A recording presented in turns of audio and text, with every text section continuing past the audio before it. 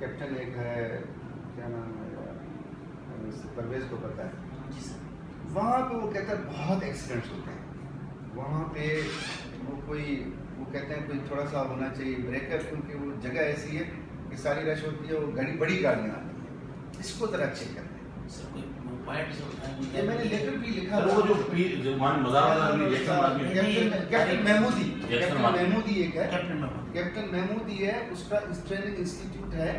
ये जब हम जाते हैं मनोरा की तरफ सर तो मनोरा से थोड़ा सा पहले यहाँ पे वो ब्रिज है सर ऊपर ब्रिज है, तो उससे मिल के या आपके उससे जरा करेंगे। वो कहता है मैं भी गया था तो मुझे उसने बताया था, मेरे ख्याल से उसका मसला हल नहीं हुआ। वो कहते हैं बहुत एक्सीडेंट हो सर। मैं चेक कर तो ये चेक कर लें कि उधर वो कहता है कि उधर थोड़ा सा हल्का ब्रेक करो ताकि गाड़ियाँ स्लो हो जाए, मैं चेक क्योंकि उधर सारे मोटरसाइकिल वाले आते जाते हैं, साथ में इसका इंस्टीट्यूट है, तो वो भी अभी तक नहीं, उसको जरा चेक करें। अगर उसकी जायज़ बात है तो हल्का सा ब्रेक हो जाए ताकि कम से कम एक्सीडेंट ना हो ना।